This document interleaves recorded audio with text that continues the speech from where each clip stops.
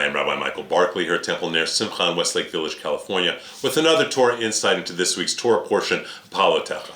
This is an amazing Torah portion, but there's a really wonderful scene in it that tells so much about Jewish theology.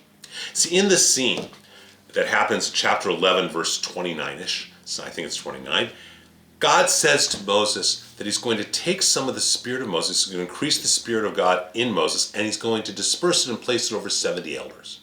And so he does that. The 70 men that Moses chooses, they all suddenly get blessed with this insight and this wisdom and this enlightenment. And they start to prophesy, and it's fabulous.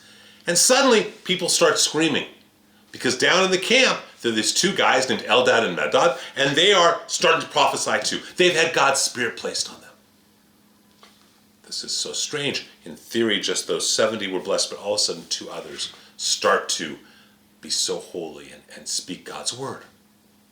And some of the people say, oh, we should incarcerate them, we should put them in prison. That's not okay. But Moses makes the great statement that if only the entire people of Israel, if only all of them could be prophets, we are supposed to be a light unto the world. And we all have the potential of being prophetic, of really teaching Torah, of really teaching our passion, our joy, our ethics, our values, our practices, our way, and teaching it to the world. And you don't have to be one of those 70 elders, and you don't have to be Moses, you don't have to be a rabbi, you don't have to be a cantor. Judaism is not like that. As a rabbi, I have no greater connection with God than any other human being. Hopefully a rabbi has a little bit of knowledge of our text and is a repository of knowledge, but the closeness with God, it is in our tradition between God and each individual. It is a personal, passionate relationship. We don't need an intermediary. We don't need to pray through a rabbi. We don't need to pray through a cantor. We only need to open our hearts and let God's presence fill us and fulfill us.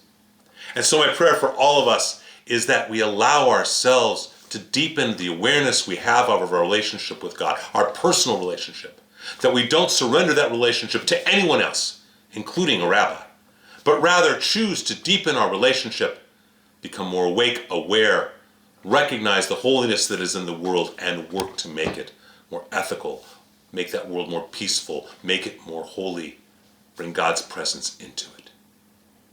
Shabbat Shalom.